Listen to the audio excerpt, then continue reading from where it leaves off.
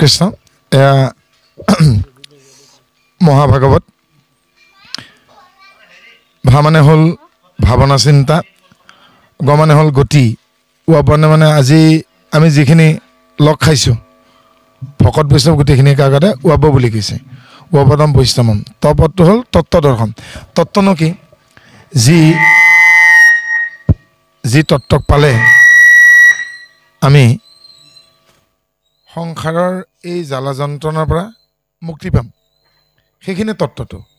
আকৌ কৈছোঁ, ভা মানে হ'ল ভাৱনা চিন্তা, গ মানে হ'ল গতি লাভ, উপ মানে হ'ল ভকত বৈষ্ণৱৰ সং, ত মানে তত্ত্ব। তত্ত্বনো কি? জীৱনৰ দৰ্শন।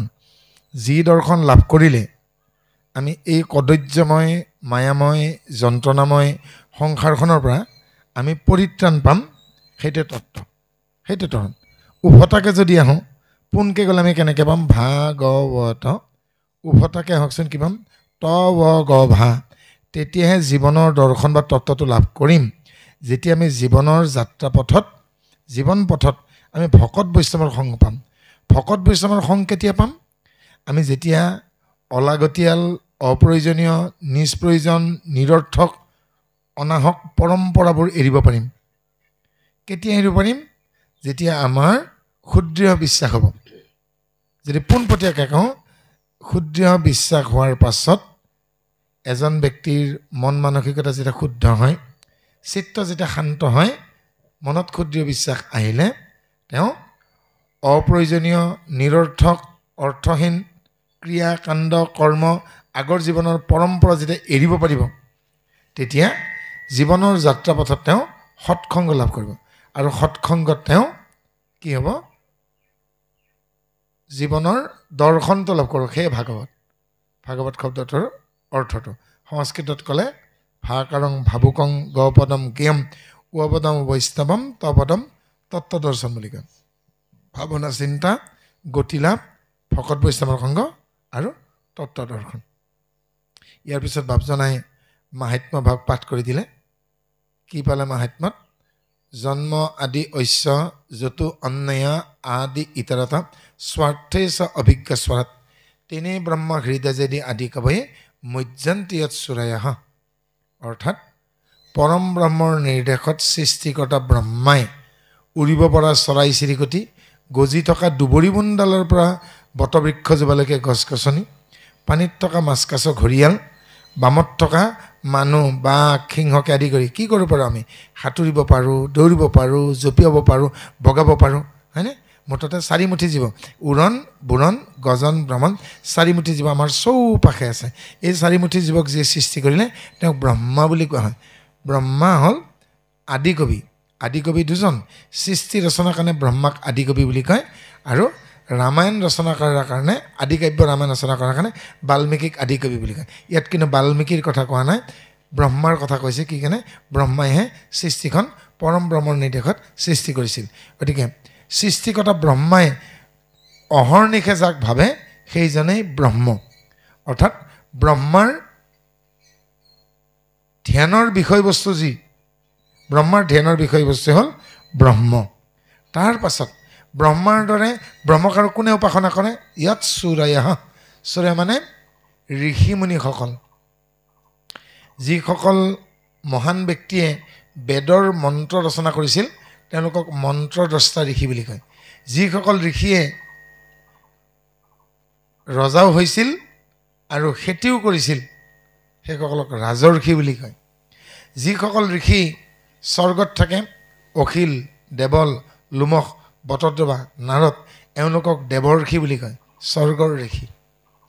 দেৱৰ্ষি, ৰাজৰ্ষি, মহৰ্ষি, চতুৰ্ষি, বেদৰ্ষি, ব্ৰহ্মৰ্ষি, বহু প্ৰকাৰৰ ঋষিৰ ভাগ আছে। আৰু ঋষিবিলাকতকৈও শেষত মুনিসকল, যিসকলৰ জীৱনত আৰু একো বাকী নাই। কি বাকী নাই? যাৰ সকলো দেখা হৈ গ'ল, যাৰ কৰিবলগীয়া কাম সকলো হৈ গ'ল, যাৰ হেৰুৱাবলৈকে একো বাকী নাই, যাৰ খাবলৈকে একো বাকী নাই, পিন্ধিবলৈকে একো বাকী নাই, চাবলৈকে একো বাকী নাই, বুজিবলৈকে একো বাকী নাই, জানিবলৈকে একো বাকী নাই।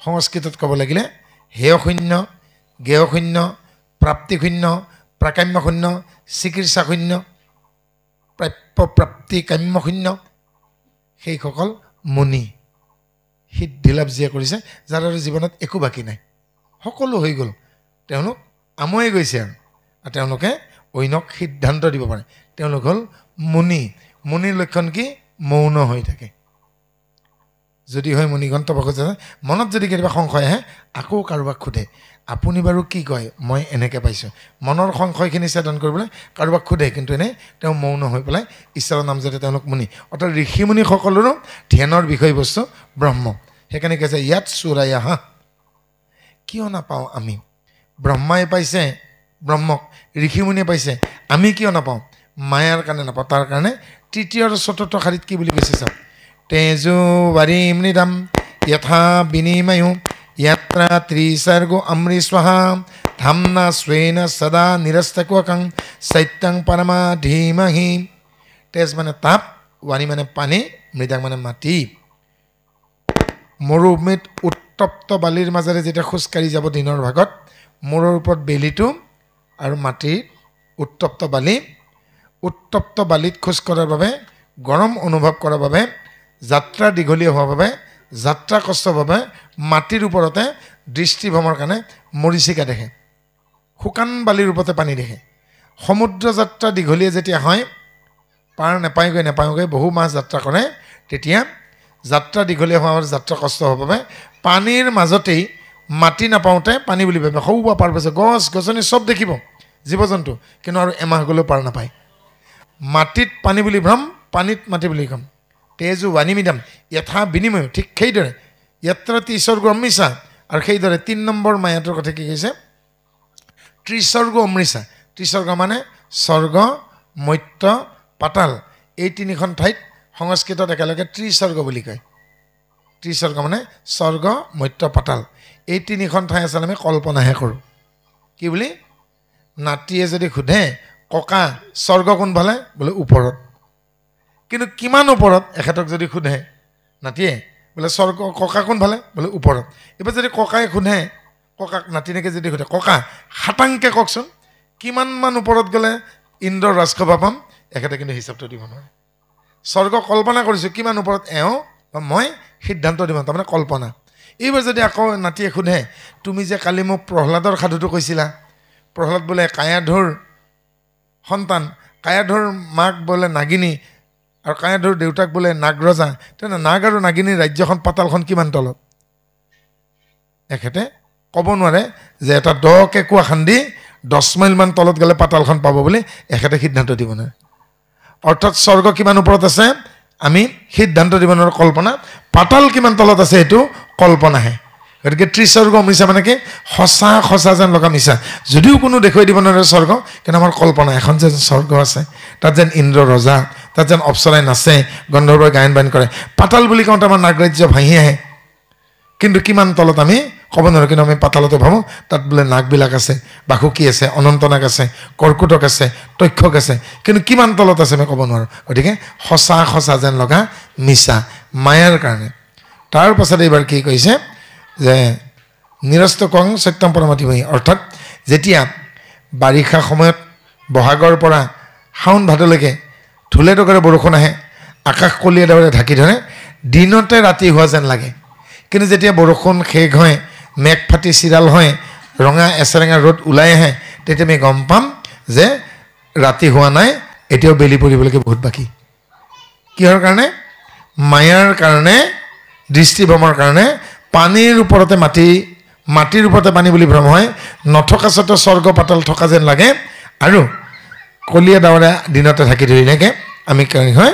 আমাৰ দিনতে ৰাতি হোৱা যেন লাগে কাৰ কাৰণে মায়াৰ কাৰণে কিয় মায়াৰ দুটা কাম কি ঢাকুন দিয়া আৰু বিক্ষেপ ঢাকুন দিয়া কথাটো কি বুলি কয় আৱৰণ সঁচাটোক যিয়ে ঢাকি থৈ দিয়ে সেই সঁচাটোক ঢাকি থৈ দিয়াটো হ'ল মায়াৰ প্ৰথম কাম আৱৰণ দ্বিতীয় কাম বিক্ষেপ যাৰ মন চঞ্চল চিত্ত চঞ্চল তেওঁক মায়াই এনেকৈ কিছুমান কামত ব্যস্ত কৰাই ৰাখিব তেওঁ জীৱনত ভাল কাম কৰিবলৈ সময় নাপাব ভাল কথা তেওঁ জিভাত নাহিব আৰু ভকতৰ সংগলৈকে তেওঁক চৰণে নানিব কিহৰ কাৰণে যাৰ মন চঞ্চল চিত্ত চঞ্চল তেওঁ ভাল কাম কৰিব নোৱাৰিব ভাল কথা ক'ব নোৱাৰিব আৰু তেওঁ ভকতৰ সংগলৈকে ভগৱন্তে নানিব কিয় কাৰণে তেওঁ ঈশ্বৰতকৈ মায়াক বেছি ভৰসা কৰে কোনবিলাকে নানিব যাৰ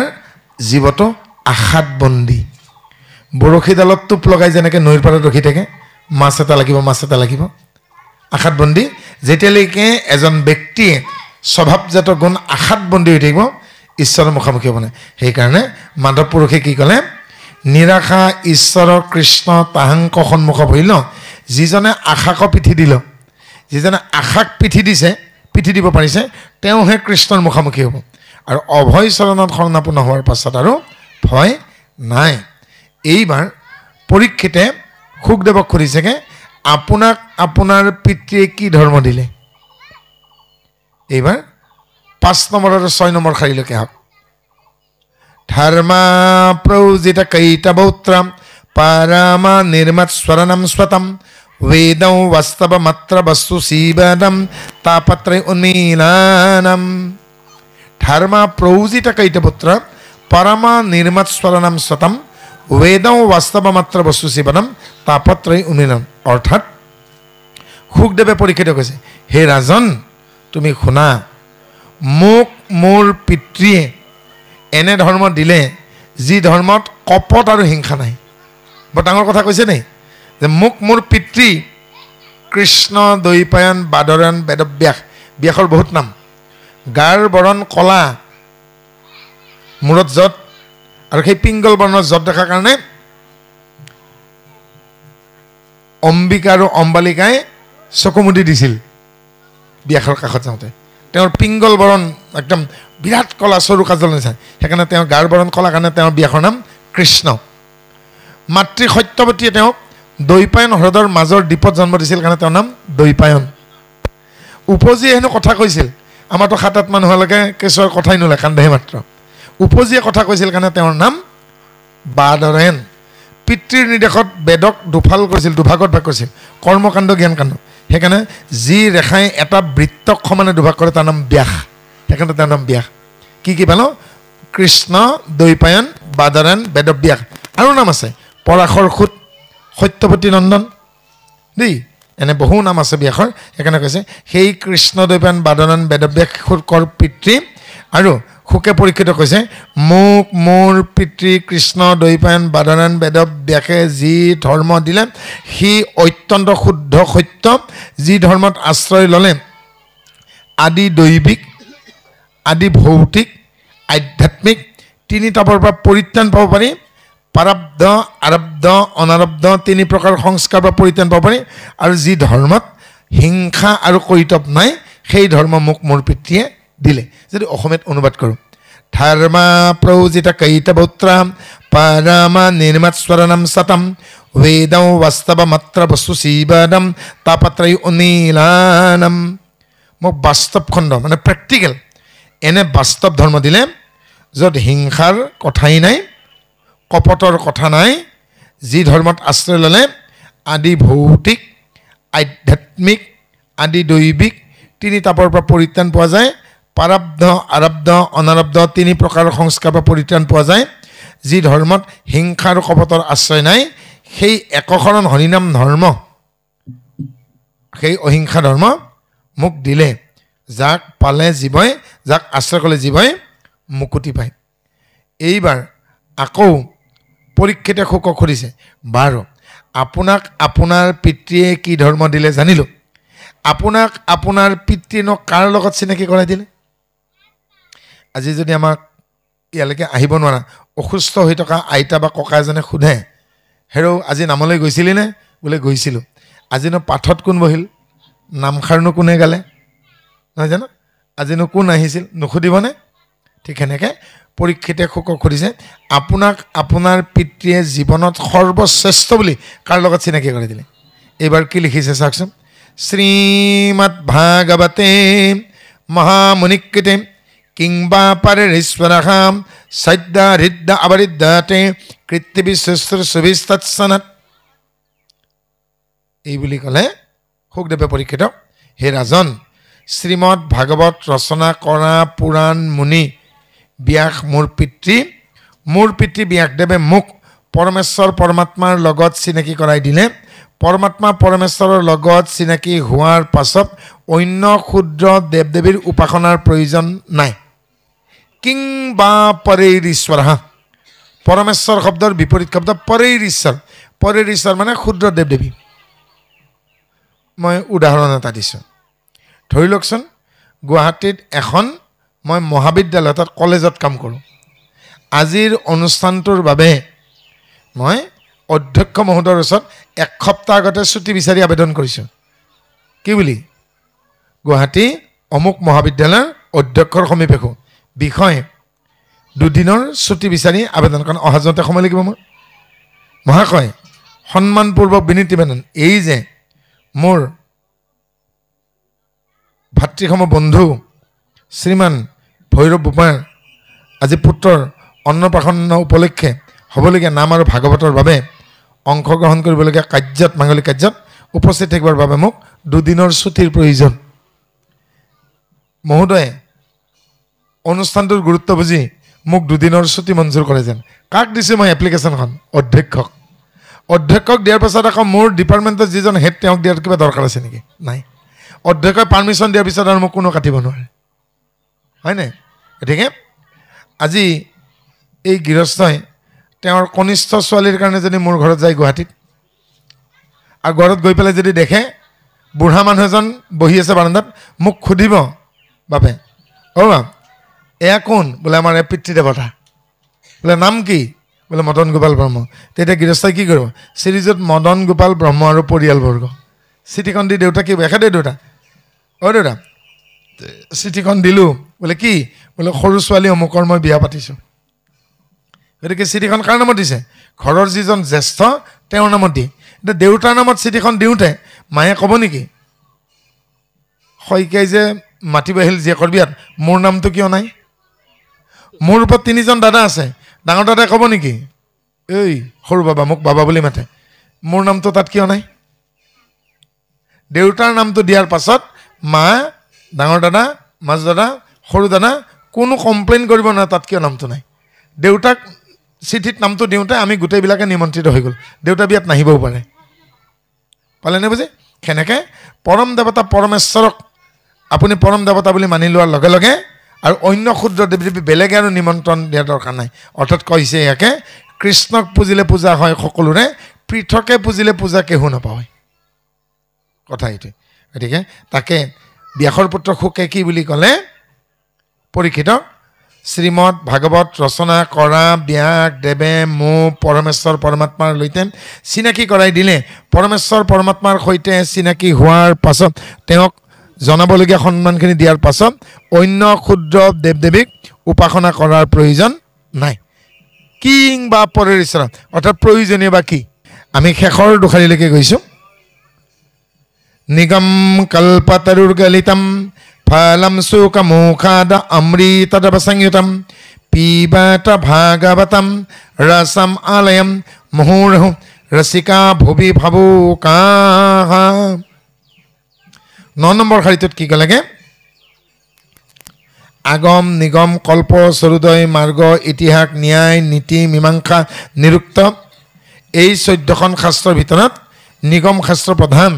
নিগম শাস্ত্ৰৰ ৰসস্বৰূপ এই ভাগৱতৰ কথা শুকদেৱে মৃত্যুৰ বাবে উপেক্ষা কৰি থকা পৰীক্ষিতৰ আগত কওঁতে সেই অমৃতময় বাণীখিনি যেন মাটিতহে পৰিল। মাটিত পৰাৰ অৰ্থ হ'ল সাধাৰণ মানুহে পালে। ইয়াৰ আগত পদ্ম কল্পত পৰম ব্ৰহ্মই ব্ৰহ্মাক চাৰিচুকে কওঁতে বেলেগে শুনা নাই, ব্ৰহ্মাই নাৰদক কওঁতে বেলেগে শুনা নাই, নাৰদে ব্যাসক কওঁতে বেলেগে শুনা নাই, ব্যাসে শুকক কওঁতে বেলেগে শুনা নাই, জনক ৰজাই শুকদেৱক পঢ়াওঁতে বেলেগে গম নাপালে কি পঢ়ালে। কিন্তু 16 বছৰীয়া শুকদেৱে গংগা নৈ পাৰ হৈ আহি গংগা নৈৰ পাৰত মৃত্যুৰ বাবে অপেক্ষা কৰি থকা পৰীক্ষিতৰ মৃত্যু ভয় গুচাবৰ কাৰণে এই ভাগৱত কওঁতে গায়ন কৰোঁতে সাধাৰণ মানুহ শুনিবলৈ, হালোৱা সজোৱা ৰনোৱা বনোৱা কুমাৰ কঁহাৰ ৰোৱনী দাৱনী যিখিনি সাধাৰণ মানুহ আছে সাধাৰণ মানুহ শুনিবলৈকে সক্ষম হ'লে। সেইকাৰণে কি ক'লে? শুকমুখে ভূমিত ভৈলা বিদিত, অৰ্থাৎ শুকদেৱৰ মুখেৰে ওলোৱা অমৃতখিনি যেন মাটিত পৰিল, অৰ্থাৎ সাধাৰণ মানুহে পালে। শেষত আমাক কৈছে, কি বুলিনো কৈছে? পিবত ভাগৱতম ৰসম আলয়ম মুহুৰহু ৰসিকা ভুবি ভাবুকা। পিবত মানে পান কৰা, ভাগৱতম ভাগৱতৰ ৰস পালন কৰা, ৰসম আলয়ম, ৰসম আলয় মানে ৰস মানে ৰস, আলয় মানে ঘৰ, ৰসৰ ঘৰ দুখন। বৈকুণ্ঠৰ কল্পতৰু শাস্ত্ৰ এই ভাগৱতখনো মৌকুশ মৌচাক, আৰু যে গছৰ খুৰুঙত গছৰ ডালত মৌবাহ সেয়াও মৌচাক। তাত মৌ মাখিবোৰে কৰ্মী মৌবিলাকে বিভিন্ন ফল ফুলৰ পৰা নৈ নিজাৰ পৰা ৰসবোৰ আনি মৌচাকখন নবনায়নে? তদ্ৰূপ ব্যাসদেৱেও বেদ বেদাংগ উপনিষদ পুৰাণ ইতিহাস 14 শাস্ত্ৰৰ পৰা বিভিন্ন ৰস সাৰ কৰি এই ভক্তিৰ ৰঘনা মৌচাকখন নিৰ্মাণ কৰিছে। হে ভাবিব পৰাসকল, ভাবুকা, ভাবিব মানে ভাবিব পৰাসকল, আপোনালোকে ভাৱনাৰ অন্ত পেলাওক। কাৰণ কি ভাৱ কি গতি সকলোৰে আছে নিজস্ব লয়লতি, আহেনো ক'ৰ পৰা যায়নো ক'লৈ, নাপাওঁ একো গুৰিয়াতি, অগতিৰ গতি ত্ৰিজগত পতি। গতিকে সেই ত্ৰিজগত পতিৰ চৰণত অভয় চৰণত শৰণাপন্ন হওক, সংসাৰৰ ভয় দূৰ হ'ব। কাৰণ যেতিয়ালৈকে অভয় চৰণত শৰণাপন্ন নহয় ভয় নাযায়। ভগৱন্ত ভক্তিযুক্ত পুৰুষৰ আত্মবোধ মাধৱৰ প্ৰসাদে মিলয়, কৃষ্ণৰ কৃপাত জানা গোচয় সংসাৰ ভয়, এহি মানে গীতাৰ নিৰ্ণয়। যেতিয়ালৈকে ভগৱন্তৰ অভয় চৰণত শৰণাপন্ন নহয় তেতিয়ালৈকে কিন্তু ভয় দূৰ নহয়। সকলো লোকে যুদ্ধত অংশগ্ৰহণ কৰিব নোৱাৰে, সকলোৱে সৈন্য আৰু সেনাপতি হ'ব নোৱাৰে। সেনাপতিটো হোৱা দূৰৰ কথা, সৈন্য হ'ব নোৱাৰে। যাৰ মৃত্যু ভয় আছে, যে তেজ দেখি ভয় খায়, কটামূৰ দেখি ভয় খায়, অস্ত্ৰৰ আঘাত পাম বুলি ভয় খায়, সি জানো তৰোৱাল আৰু জাঠি ল'ব পাৰিব, বন্দুক ল'ব পাৰিব? স্বদেশ স্বজাতিৰ ৰক্ষাৰ কাৰণে অস্ত্ৰ ধৰিব পৰাটো সাহসৰ কাম। সেইকাৰণে কৈছে যে অভয় চৰণত শৰণাপন্ন যিজন হৈছে তেওঁৰ মৃত্যু ভয় নাথাকে। আৰু সেইকাৰণে কৈছে ভাৱনাৰ অন্ত পেলাই, পৰম্পৰাৰ অন্ত পেলাই, অনৰ্থক অকাৰ্য নিৰৰ্থক কাৰ্যৰ পৰা আঁতৰি শুদ্ধ সত্য ধৰ্মত আশ্ৰয় লওক আৰু ভাগৱতৰ ৰসত আপ্লুত হওক। দেখিব বাকী জীৱনৰ অসাৰ বস্তুবোৰ আপুনি তেতিয়াহে বাদ দিব পাৰিব। বুদ্ধি এটাই, বাহিৰত সংগ দেখায়ক, অন্তৰত এক আত্মবোধ। মামাক মামা, পেহাক পেহা, জেঠাক জেঠা, খুৰাক খুৰা, মাহীক মাহী, পেহীক পেহী, কিন্তু ভিতৰত ভাবিব আমি জাতি নহয় জ্ঞাতি নহয়, এক আত্মা মাত্ৰ। যেতিয়ালৈকে বগা কলা, ধনী দুখীয়া, সুখী দুখী, কলিতা শৰ্মা গোস্বামী ভাবি থাকিব তেতিয়ালৈকে কিন্তু আমি অমিল হৈ থাকিম। কিহৰ কাৰণে? জাত বিচাৰ কৰিবলৈকে মানা কৰিছে, জাতি আৰু জাত বিচাৰ নকৰিব। সেইকাৰণে শংকৰদেৱে এই অধ্যায়টোত কি বুলি ঘোষণা দিলে? হস্ত পদ বাক্য কৰ্ণ আশ্ৰয় মানে যাৰ, এই হৰিভকতিত জানা সমস্তৰে অধিকাৰ। হাত ভৰি চকু কাণ বাক্য যাৰে আছে, ঈশ্বৰক ভক্তি কৰিবলৈ তেওঁৰেই অধিকাৰ আছে। নগাৰ নৰোত্তম, যৱনৰ চান্দখাই, হয়নে? গতিকে গাৰুৰ গোবিন্দ, মিচিঙৰ পৰমানন্দ, নগাৰ নৰোত্তম, কাক অনা নাই? শংকৰদেৱে। শংকৰদেৱৰ আদৰ্শত অনুপ্ৰাণিত হৈ সৰু সৰু নৈবোৰে যেনেকৈ বহল বিশাল ব্ৰহ্মপুত্ৰত লীন গৈছে, সকলো জাতি উপজাতি আজিৰ পৰা 500 বছৰ আগতে শংকৰদেৱে এক কৰি থৈ গৈছে। আৰু এতিয়া যদি তাৰ বিপৰীতে কোনোবাই বিভেদ কৰিব বিচাৰে তেওঁ জাতিদ্ৰোহী। গতিকে আমি এখন আকাশৰ তলত এখন পৃথিৱীত এক হৰিভকত হ'ব লাগে। আৰু সেই আমাৰ আহ্বান, সময়ৰ আহ্বান, যুগধৰ্মৰ আহ্বান। এই যুগ সাপেক্ষে, এই সময় সাপেক্ষে, নৰতন দেহালাপেক্ষে সত্য যুগে ধ্যান, তেতা যুগে যজ্ঞ, দাপৰত পূজা, কলিত হৰিনামৰ বাহিৰে আৰু নাহিকে যায়। হৰিনাম হৰিনাম এই মূল মন্ত্ৰ, কলিত নাহিকে তপ জপ যজ্ঞ যন্ত্ৰ। আৰু এই যুগত হৰিনামেই শ্ৰেষ্ঠ যজ্ঞ, নাম যজ্ঞ।